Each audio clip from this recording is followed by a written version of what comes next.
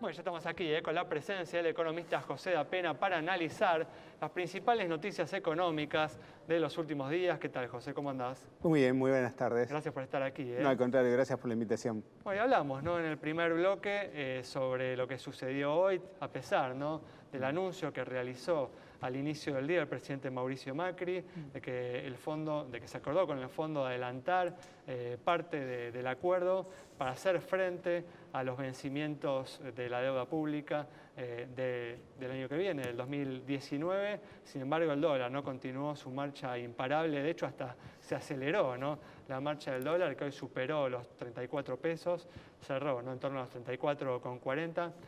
¿Por qué crees, digamos, que el anuncio no ha logrado calmar a los mercados, que era la intención del gobierno? Obviamente, si no, no hubiera hecho el esfuerzo, ¿no?, para poder justamente mostrar esto, ¿no? Mira, yo creo que me da la impresión de que Argentina está en una situación bastante vulnerable, con las defensas bajas.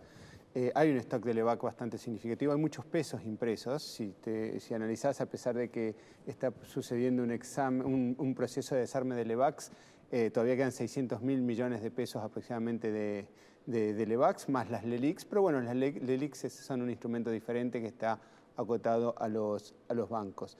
Y eso genera un caldo de cultivo, ese exceso de pesos real por la base monetaria o el circulante, más esas LEVAC que andan dando vueltas, generan un caldo de cultivo, que es el mismo caldo de cultivo que nos ha venido atosigando desde abril, desde fines de abril, es decir, con ese gran vencimiento que hubo un martes. Pero bueno, son las mismas condiciones, José, que hay desde que comenzó esta gestión, y sin embargo pasaron dos años sin grandes sobresaltos, y recién en este último año se está dando esta situación que supera ya, ¿no?, lo que uno podía imaginar. De hecho, a principios de año ningún economista veía el dólar a fin de año ni siquiera en los 25 pesos, ¿no? Y ya estamos llegando a los 35, ¿no? Sí, eso es un dato curioso. Eso me gustaría hacer un estudio, me gusta la parte académica, y me gustaría hacer un estudio para atrás para ver realmente cuánto era el dólar futuro en cada momento de cotización y cuánto cerró el spot al momento del contrato. Yo creo que hay una subestimación, es decir, que conviene comprar dólar futuro porque al final uno termina ganando. Eso no es para decir, yo lo haría eso, lo recomendaría siempre y cuando tuviese el estudio por detrás justificándomelo, pero me da la impresión de que el dólar spot al momento del vencimiento del contrato ha superado de manera significativa el dólar futuro, y a su vez el dólar futuro supera el REM. Con lo cual tenemos hay un encadenamiento. Pero muy factible, pero bueno, justamente vos mencionabas, ¿no?, una situación objetiva que la ves, ¿no?, como la causa de este desborde del dólar, pero es una situación objetiva que estuvo también en el 2016, a lo largo del 2017, ¿no? Sí. Y sin embargo, la situación es completamente distinta hoy, ¿no? Sí, de todas maneras me da la impresión de que también los eventos se suceden de una forma con una rapidez significativa. Es decir, estamos hablando de abril, mayo, junio, julio, 3 o 4 meses y después de un proceso de 2 años. Fíjate que el real se depreció 33% aproximadamente este año, si no me fallan. Está bien, el peso argentino se depreció más del 80%, porque quizás el peso partía de un valor un poco más bajo de lo que estaba el real en términos de tipo de cambio comparado. Entonces, eso, jugado con un entorno en el cual hay una contracción monetaria que se está manifestando en una salida de dinero de los mercados emergentes, de alguna manera eso está poniéndole una presión sobre el peso significativa. Si hay un desborde, si hay un overshooting, no lo sabremos hasta que en algún momento empiece a retroceder. A mí, José, ya me da la impresión de que estamos en un overshooting. Yo también pienso lo mismo. No sé, un overshooting, recordemos igual, ¿no?, porque decimos overshooting y nadie sabe de qué estamos hablando, ¿no? Un overshooting es que se pase mucho. Como ejemplo, voy a 100 metros, de lo que es el dólar razonable para la economía argentina, ¿no? Exactamente, un dólar de equilibrio. Un dólar al cual uno dice, bueno, a esta altura en lugar de comprar, empiezo a vender, ¿sí? Pero yo creo que en ese sentido hay señales del gobierno que no se van a manifestar de manera inmediata, pero están vinculadas al desarme de Levacs, al plan acordado con el FMI. Da la impresión de que quizás el mercado piensa que es insuficiente, porque el déficit fiscal primario para este año se estima en 2.7, 2.9, no recuerdo el número exacto. Sí.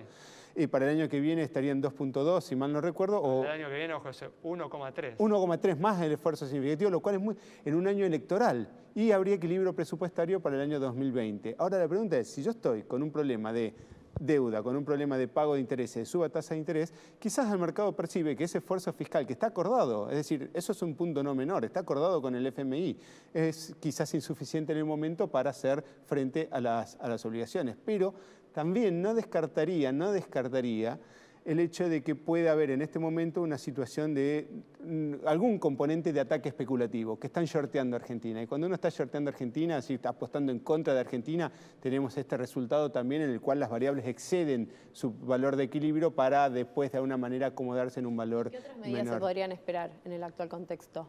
No me da la impresión de que haya medidas muy significativas, quizás medidas de comunicación, quizás de alguna forma transmitir una suerte de mensaje, es decir, ¿cuál es el problema? ¿Cuál es, como inversor, qué vería yo en Argentina? El hecho de que quizás no tengan los fondos suficientes y el tipo de cambio eventualmente se dispare. Entonces, ¿cuál es el plan financiero concreto que existe? Ya el gobierno dice que se aseguró las necesidades de financiamiento para 2008 y para 2018 y 2019.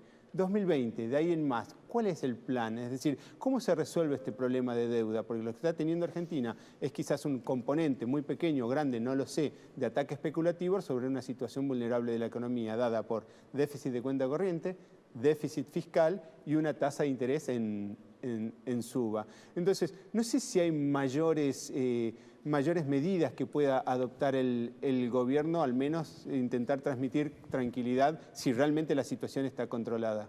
Claro, ese huevo o la gallina igualmente, porque si se comunica que la situación está controlada y la situación está controlada... Que no le creen. El problema es que, es que eso termina siendo de alguna forma, me da la impresión de que cuando... Por eso quizás ha elegido también un camino de mayor mutismo, porque ha habido tantos anuncios que no han sido satisfechos con expectativas, que da la impresión de que ahora, bueno, esperamos que pase la tormenta. Yo, hoy, por ejemplo, el día de hoy particularmente, el peso se deprecia en un monto muy significativo, 7% terminó más o menos, mientras que el real, que había empezado depreciándose, terminó apreciándose en la jornada. José, o sea que es propio más que ajeno. Analizábamos con Gastón en el primer bloque sobre la necesidad, ¿no?, de una intervención o no del Banco Central en este momento. Porque el Banco Central intervino hoy al principio de la rueda, pero después le soltó la mano al peso. ¿Vos qué crees que tiene que hacer el Banco Central en estas circunstancias? Ya cuando, como coincidías conmigo, ya cuando uno puede concluir que estamos con un nivel del dólar que está por encima del equilibrio.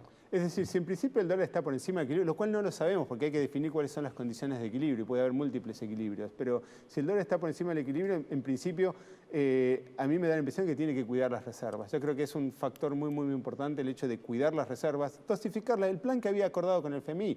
En el FMI hay especialistas, se supone que son, que saben. Muy bien, bueno, José, se nos acabó el tiempo. Gracias por estar con nosotros. Nos vamos entonces con el análisis del economista José Da Pena sobre la situación de la economía, sobre la corrida cambiaria y las posibilidades, las alternativas que tiene el gobierno para hacer frente a ella. Nos encontramos el próximo viernes a las 20 horas aquí en Metro.